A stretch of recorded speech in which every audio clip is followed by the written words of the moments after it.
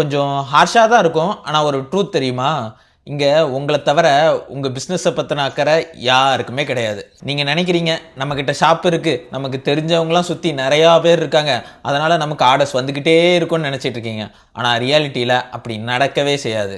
Reality என்னன்னா, peoples எல்லாமே ரொம்ப பிஸியா இருக்காங்க. அவங்க ப்ராப்ளம்ஸ் யார் சால்வ் பண்ணுவாங்கன்னு தான் பார்ப்பாங்களே தவிர, நீங்க தெரிஞ்சவங்களா, தெரியாதவங்களாங்கிறத பார்க்கவே மாட்டாங்க.